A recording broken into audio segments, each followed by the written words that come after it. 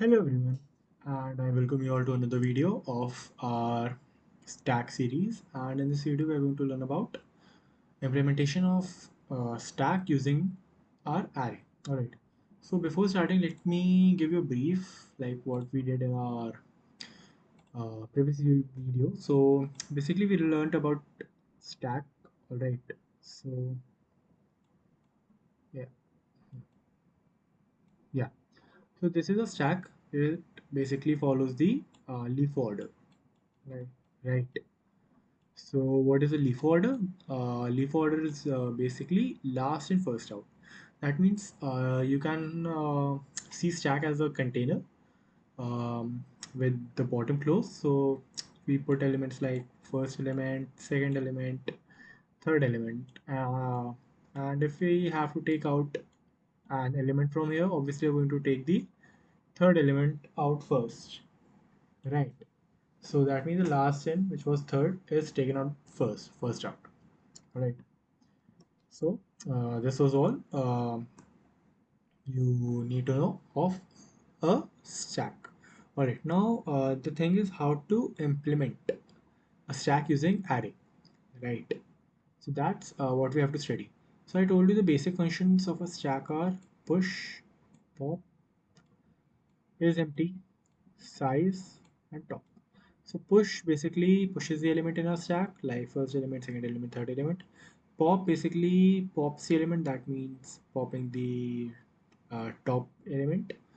Is empty tells whether the stack is empty or not. Size tells the size of the stack, and top basically gives you the top of the element, top of a stack. Alright. Now, without any delay, let's try and implement this code. Okay. So here we have our stack program. Let's include the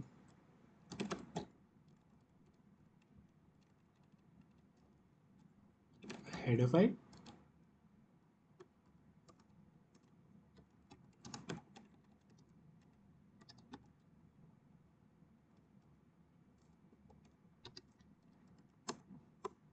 All right. Now let's write our stack function. So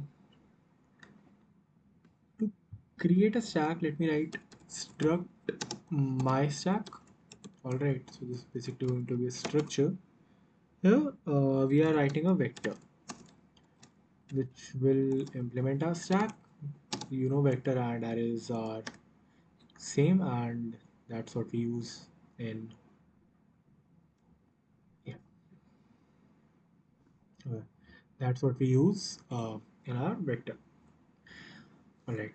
So we have like written vector int v. Now let's write our first function, which is going to be push. We are suppose we have to push x in our stack. So simply I'm going to write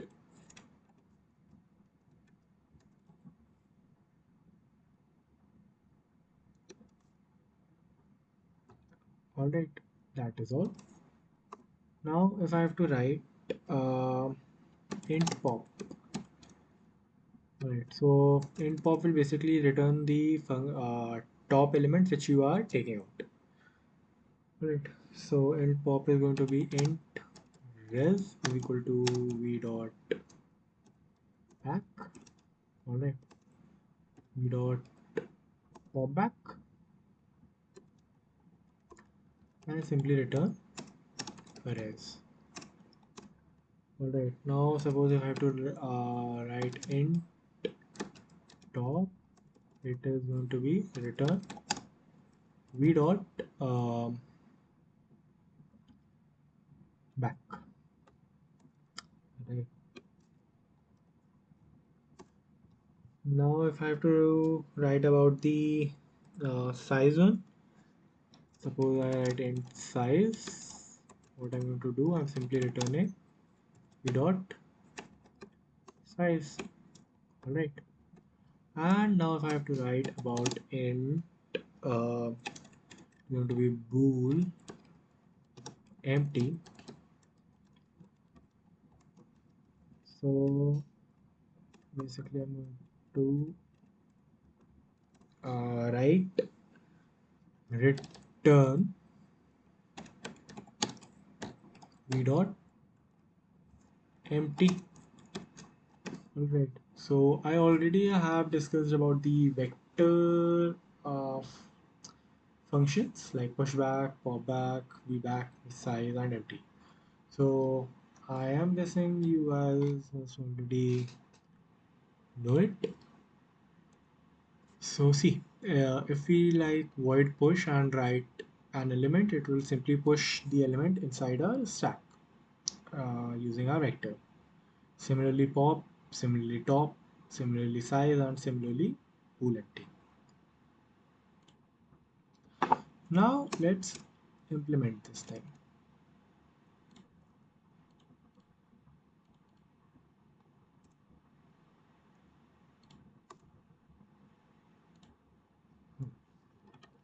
Let's write int main.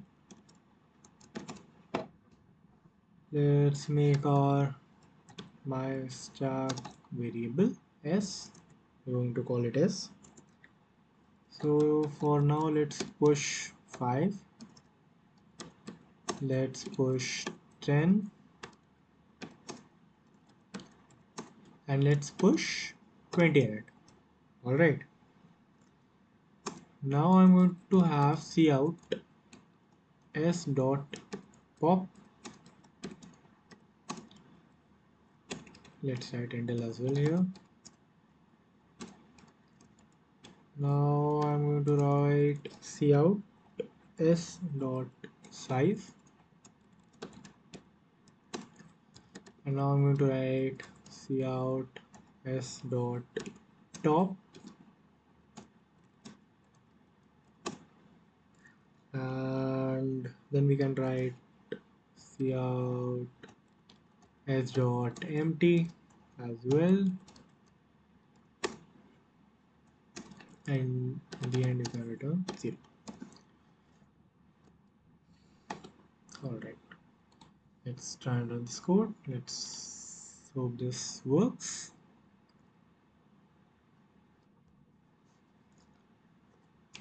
Okay, so these are the outputs. Now let's have a dry run if the outputs are correct or not. So let's do one thing. Let's erase this part. Okay, and here let's make a new.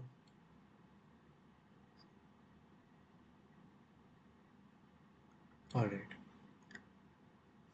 So initially we are pushing 5, 10, and 20.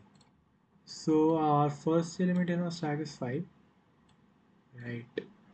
And the top element is 10, and then the next element is 20. So here what I did was I called s dot pop, right? So what that will do, it will erase this element 20, which will take out the top element, and we'll get the output as 20. Next you can have size, so we can see the size as 2, so size is going to be 2. Next it is s dot top, which means it will give you the top element correctly, so it is 10. Next is cout s dot empty, that means it will return a boolean value 0 or 1. So since we don't have an empty stack, so it will return 0, right? So this must be the output you should be getting, and let's check the output. It is 22, 10, 0. 22, 10, 0. Alright. So I guess this was all you have to like study about implementation of a stack using C++. Alright. And you should know about the nomenclatures, which is pop, top, push, right? So I guess that's it for this video, and in the next video we are going to learn about implementation of a stack using a linked list. All right, so thank you for watching this video, and see you later.